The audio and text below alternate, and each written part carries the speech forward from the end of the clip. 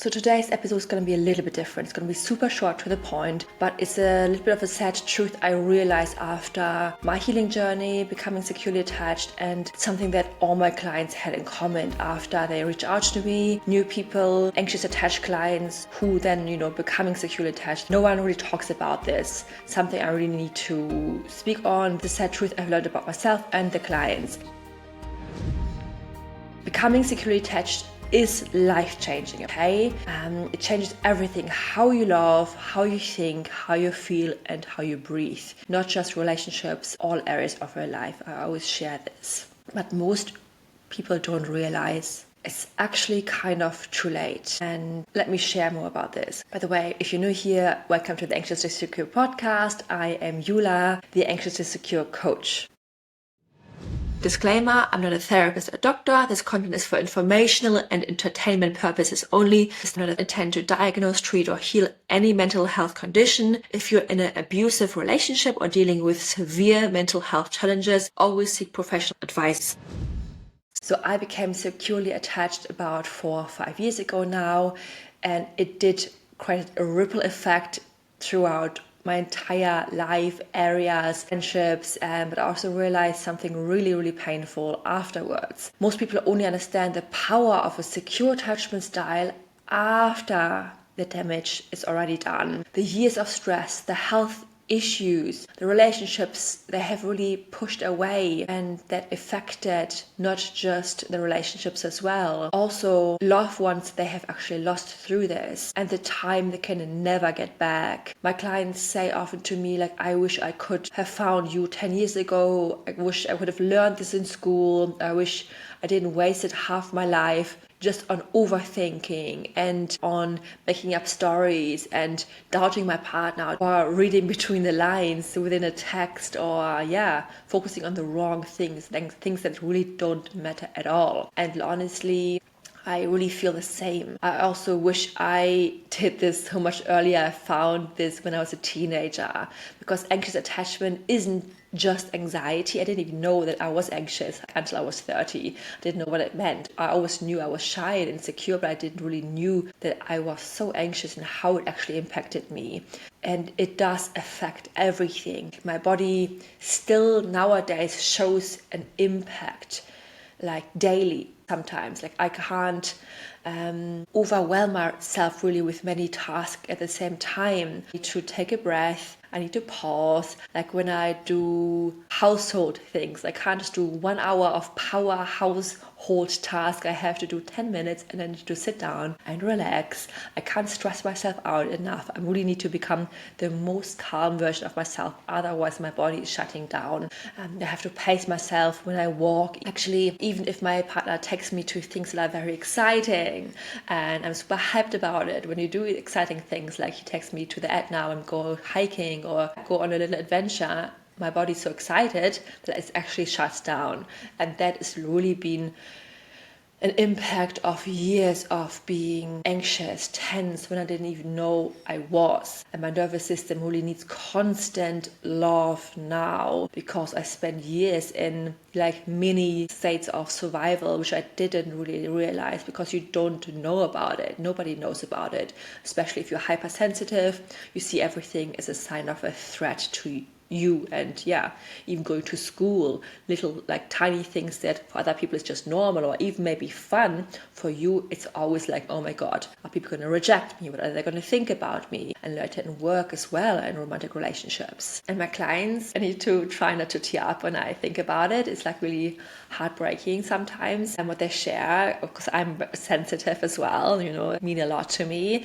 And it's amazing when I see how far they come, but also when they share afterwards, they wish they have done this sooner, because it would have created an even bigger ripple effect. It is kind of bittersweet at the same time. Some of my clients, they said they lost the love of their life because of this. They were pushed them away. Or they chased them too hard and they couldn't really cope being by themselves, even though their partner deeply loved them. Sometimes, they need some space. They need also their own life. Often anxious attachment is like attached to someone who is like who has their life really full and sorted out, like who has lots of friends and is really busy at work, while the anxious person is often very like, they don't have many friends, or they're poor into friendships, they don't care about hobbies, because everything, circles around the romantic connection, because this is how they identify themselves with. And then of course you feel very alone and insecure when your partner doesn't always put all of your energy onto you as well. And sometimes some of my clients lost relationships and people because they fought over things that were coming from a place of fear and not really truth. Some stayed in relationships also that drained them for like years, 15 years, 18, even 20 years. Because for them, and I can really relate to this, being alone felt scarier than being unloved. So some ruined friendships as well, Often it's good when we become securely attached, we do lose friendships as well, but that's different. We lose friendships where it was never really kind of 50-50, where they kind of used us. So we want to lose some friendships that are never really good for us. They were not really our vibe. Rejection is always part of a redirection. However, if you're anxious, you also sometimes push people away that are actually good, that are secure, that are loving and kind, and that are good for you. They're not reaching out because maybe they are busy, maybe they are having lots of problems as well, and maybe you are always talking about yourself and your problems and doing the same things over and over again, and actually never looking at your own pattern. It can be quite a lot for someone else. Actually, I didn't give them any room to also share their problems and their issues, and I was coming with all of the same problems, talking about the same guy problems, and must be very overwhelming for them to be around. And some stopped trusting their own judgment. Some walked really on eggshells for so long that their body forgot how to relax. They went eventually from this very like go fight energy to I have to fix this, I want to talk this out, to eventually like, okay, I'm done fighting, into this freeze mode where their body is like shutting down, where their body is saying, I am done, I can't fight for this relationship or friendships anymore, let's just rest. And I want to do this, the mind was still racing like a million miles an hour, and it wanted to fight and it wanted to figure things out, but your body, my client's body, and I can relate to this as well, was just shutting down. It's like, no, we're numb, we're heavy, we're depressed, we're just lying down today, we can't do anything. And that will affect your work as well. And that will add so much guilt onto everything. And nowadays we call this procrastination, but there's a huge reason why you're in this state as well. And then there are everyday micro moments how this can show up, like the things people don't even realize are from really anxious attachment, like waking up tired because the brain really never shuts off. It's so exhausting being anxious attached for 30 years, so exhausting being hypervigilant, trying to identify, hey, is my partner changing his mind about us? Is he going to leave me? Is he not liking me as much anymore? Is he maybe now being a bit more affectionate next week? Can I do something? Can I fix this? It's exhausting, it's draining, and you are the one who can change it, not by doing more, but by pouring into yourself, by sometimes speaking up, by sometimes walking away, by sometimes getting help, getting a coach, by working on your anxiety, by your fear of being abandoned, and by your wounds of not being good enough first, and rewiring this and pouring into yourself, and then meeting your unmet needs first. And sometimes it's like your chest is really tight already before even breakfast, before you even go to work, before you even leave the house. And of course your entire day is then ruled by the way you woke up already. A lot of people are already waking up with anxiety, with the amount of overthinking, because you already went to bed worried about everything that happened throughout the day. You're already analyzing how your partner responded to you, or how they didn't respond to you, the way they were shutting down or were a bit more quieter. Because then you're thinking, hey, when you have a stressful day, you can still be there for your partner. So why isn't your partner doing the same thing for you? Must be clearly something wrong with you, right? So anyway, and then you're eating your breakfast very fast. Then, your stomach's already in a knot when your partner texts or doesn't text, because he either says the wrong thing, either just gives you a thumbs up, or he doesn't text you at all, or it takes ages until he texts you. And then you're walking very fast for no reason, because you don't realize that you're in your head again, trying to just survive and get through the day by just being always in your head energetically around your partner. You're always with him, no matter if you're at work, no matter if you're waking up or going to bed, you're always energetically with your partner. And so you are never the most important person in your life. It's always him or her or them. Eventually you might realize, hey, you know what, you're always needing background noise just because silence feels unsafe. Then you're crying again, getting more headaches because of all of the tension. You're waking up with puffy eyes and you're overreacting to tiny little things, to anything your partner does or says, or what happens at work.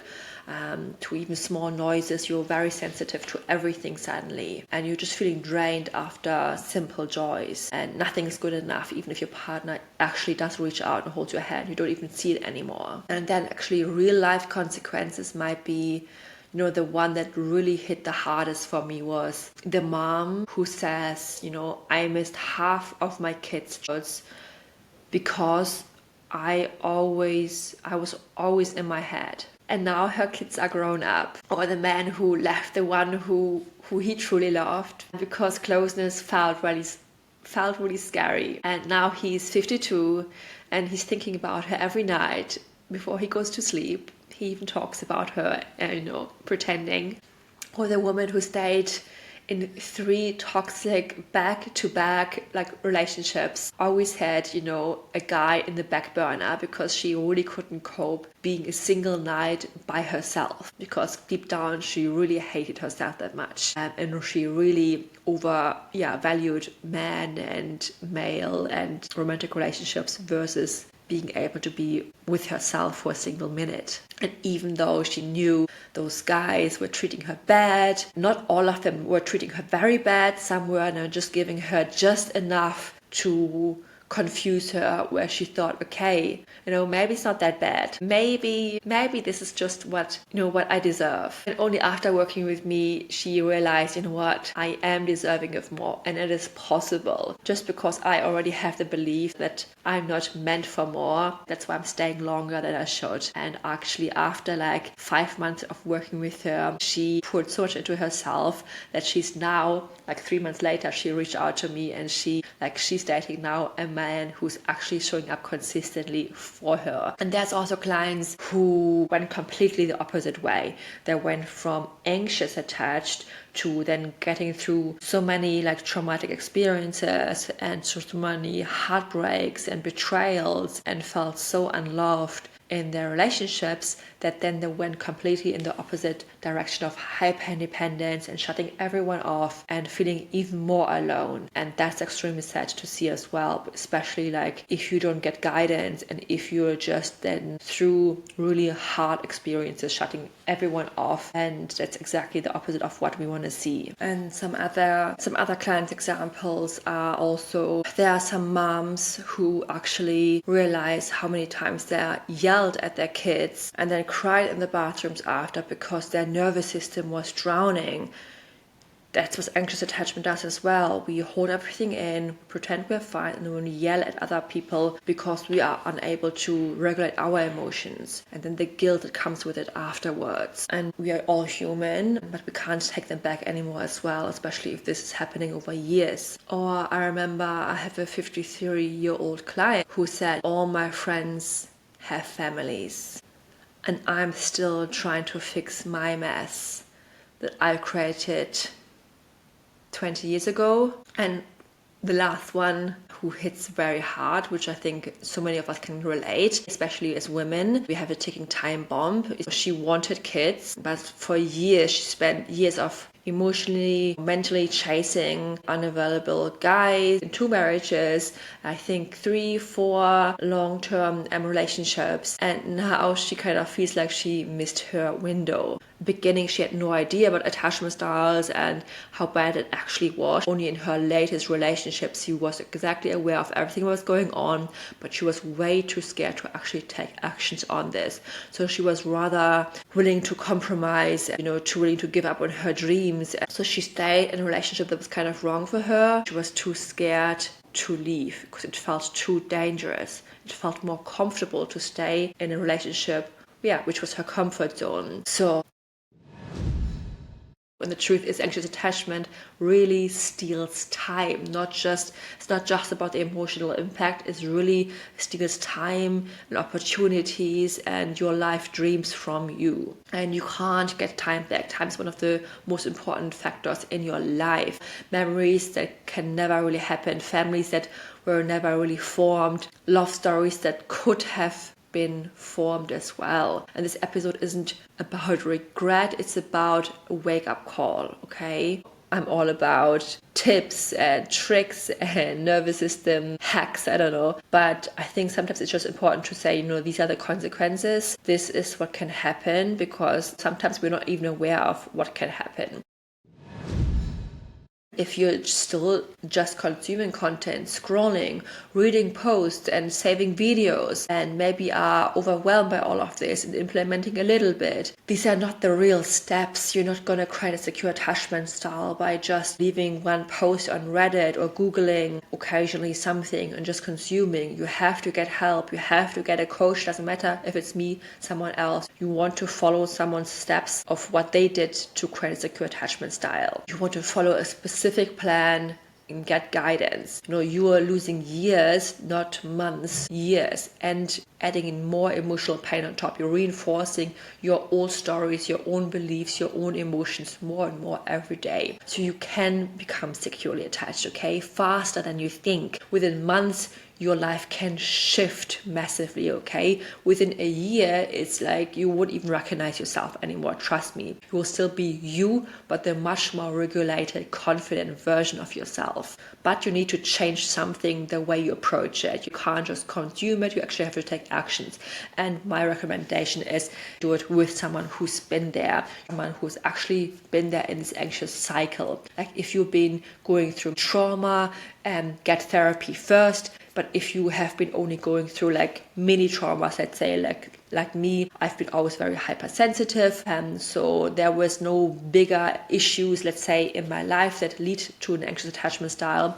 For me, I followed a coach, and that was all it took. Within 6 months, I created a huge shift. I tried the tools, and that really worked. That's like being on a playground. You try one tool for a few times and tweak and adjust it a little bit. And if that's not the tool for you, you choose a new toy, you choose a new tool, and then you continue. It's quite simple. You just need to take the steps and do it, actually. It's really so worth it. So please don't wait until you're 50 or 70 or 80, because every one of my clients are really telling me afterwards, like, I wish I would have done this earlier, like when I was in my 20s. So do it now, do it for your love life, do it for your health, do it for your future, do it for your career, do it for your kids, do it for you, and also do it for the years you still have left, for your peace.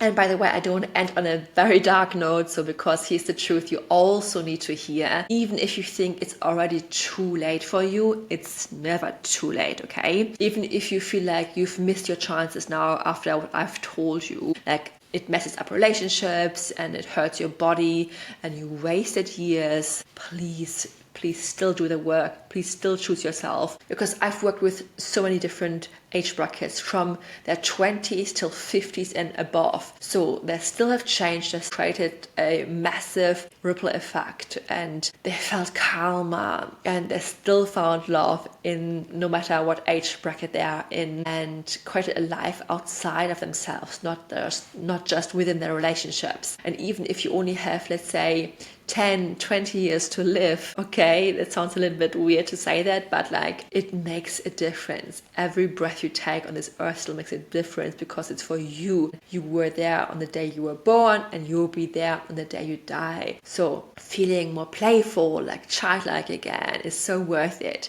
Imagine waking up and you're actually feeling calm and you're excited for the day and waking up with a smile instead of with a knot in your stomach. Instead of rushing, you're having a slow morning, you're making yourself a cup of coffee, no matter if there's someone next to you or not. Going for a walk and actually enjoying how the trees are moving and swaying, and you're feeling the sun on your skin now, because you're noticing all of these magical little details about life, the small joys.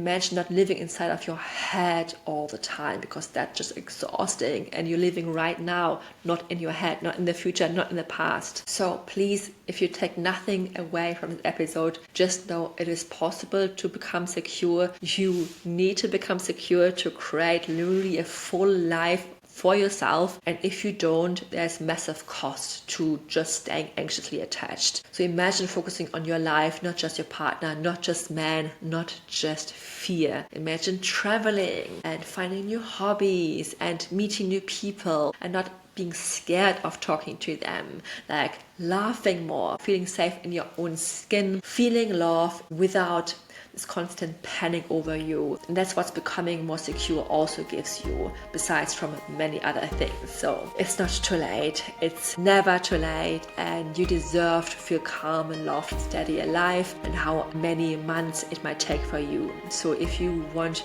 to have support from me, reach out, email me, hop on a free call with me, and check out the free resources in the attachment library as well. Lots of love, Yula, and remember, change in your relationship starts with you, thought by thought, action by action, and now episode by episode. I'll see you in the next one. Take care.